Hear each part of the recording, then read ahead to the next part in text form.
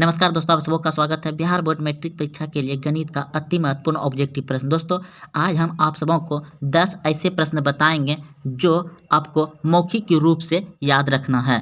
जैसा कि आप प्रश्न देख रहे हैं, 1 नंबर प्रश्न कह रहा है कि एक समकोण त्रिभुज में कर्ण का वर्ग शेष दो भुजाओं के वर्गों के योगफल के बराबर होता है। इस प्रमेय को किसने प्रतिपादित किया था?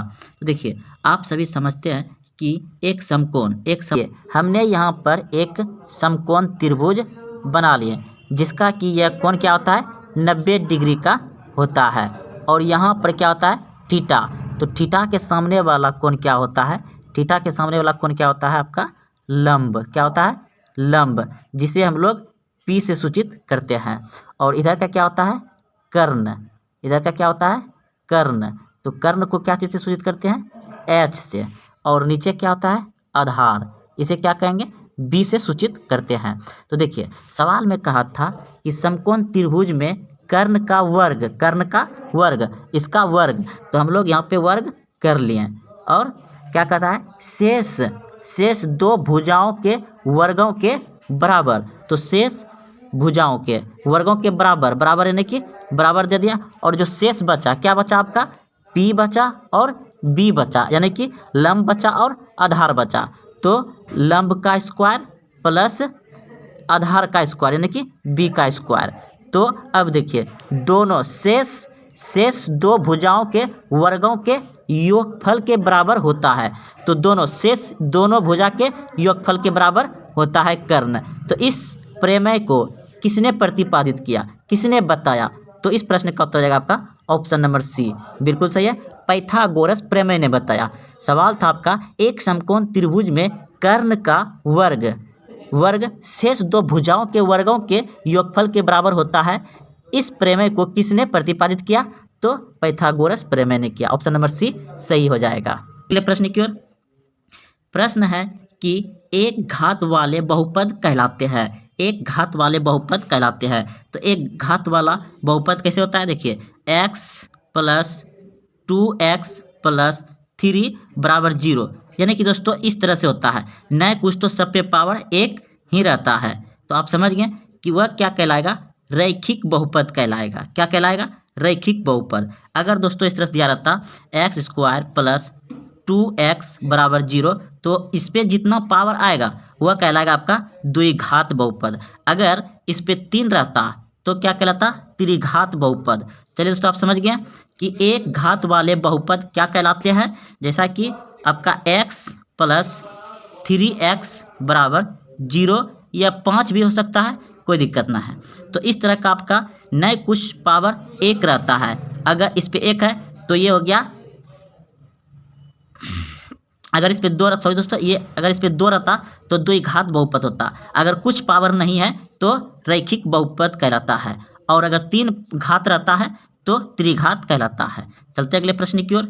तो इस प्रश्न का उत्तर हो जाएगा आपका, इसमें रैखिक बहुपद कहलाता है, एक घात वाला। अगला प्रश्न देखिए।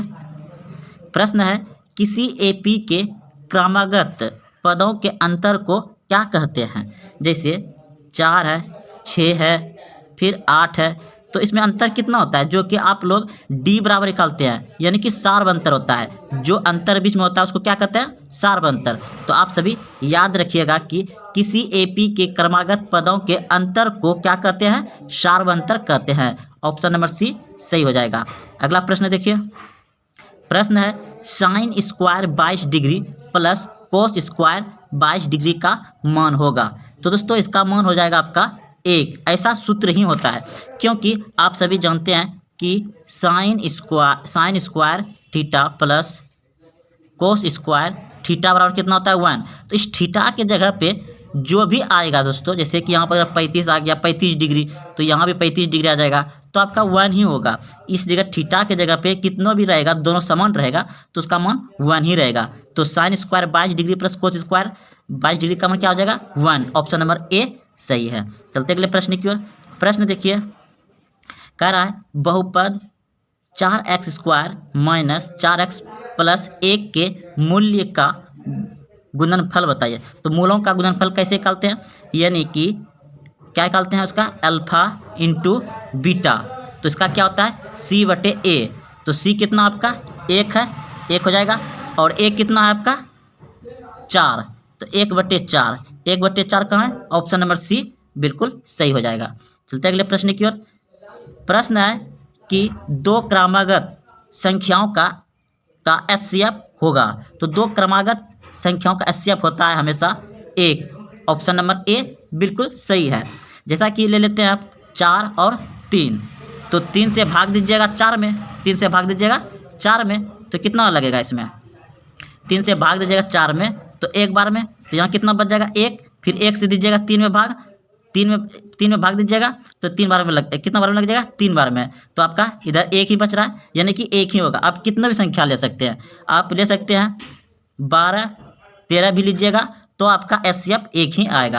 यानी कि क्रमागत करा है, दो क्रमागत यानी कि लगातार संख्या लीजिएगा, उसका HCF निकालिएगा तो हमेशा 1 ही आएगा। कुछ भी संख्या लीजिएगा लेकिन लगातार लीजिएगा तो उसका HCF 1 ही आएगा, ऑप्शन नंबर A सही हो जाएगा। चलते अगले प्रश्न की ओर। प्रश्न है कि पाई रेडियन बराबर होता है, तो पाई रेडियन बराबर होता है 180 डिग्री, याद रखिएगा, पाई रेडियन बराबर होता है 180 डिग्री का। चलते अगले प्रश्न की ओर। प्रश्न है किसी वृत्त पर कितनी स्पर्श रेखा खींची जा सकती है, किसी वृत्त पर कितनी स्पर्श रेखा खींची जा सकती है। तो देखिए ये वृत्त हो गया और कह रहा है कि इस पर कितनी रेखा खींची जा सकती है। तो ऐसे एक रेखा खींच सकते हैं वृत्त पर स्पर्श, ऐसे खींच सकते हैं, ऐसे एक रेखा खींच सकते हैं, फिर ऐसे खींच सकते हैं, फिर ऐसे खींच सकते हैं, फिर ऐसे खींच सकते हैं, यानी कि अनंत खींच सकते हैं, बहुत सारा खींच सकते हैं। तो आपका ऑप्शन नंबर C हो जाएगा। और एक प्रश्न आता है दोस्तों, जैसे कि पूछ दिया जाएगा कि किसी वृत्त पर बाह्य एक बिंदु से, यानी कि एक बाह्य बिंदु पूछ देगा, क्या पूछ देगा, एक बाह्य बिंदु, इस तरह से आपको पूछ देगा बाह्य बिंदु से कितनी स्पर्श रेखा खींची जा सकती है। तो इसको कैसे बनाए देखिए दोस्तों, पहले समझ लीजिए। जैसे कि यह एक वृत्त है, ठीक है, और एक बाह्य बिंदु यहाँ पे हम बिंदु यहाँ पे एक रख लिए और इससे कहता है स्पर्श रेखा कितनी खींची जा सकती है। तो एक रेखा ये खींच दिए और एक रेखा ये खींच दिए, तो कितनी खींचा जाएगा, 2 ही खींचा जाएगा।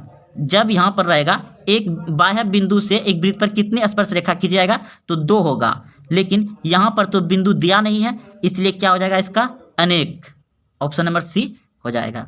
चलते अगले प्रश्न की ओर। प्रश्न है दिए गए आंकड़े 105 का माध्य होगा। तो देखिए माध्य बराबर क्या होता है, आप सभी जानते हैं कि संख्याओं का योग बटे कुल संख्या, पदों का योग बटे कुल संख्या, कुल पद की संख्या। तो जोड़ देंगे 1 + 0 + 5 बटे 3 संख्या है तो नीचे 3 देंगे, तो 5 1 6 हो जाएगा, 6/3, तो 3 1 3, 3 2 6, तो 2 किस ऑप्शन में है, ऑप्शन नंबर 4 में है 2, तो आपका ऑप्शन D सही हो जाएगा। चलते अगले प्रश्न की ओर। प्रश्न है द्विघात बहुपद के शून्यंकों की संख्या होती है, द्विघात बहुपदों के शून्यंकों की संख्या होती है 2, ऑप्शन नंबर A सही हो जाएगा।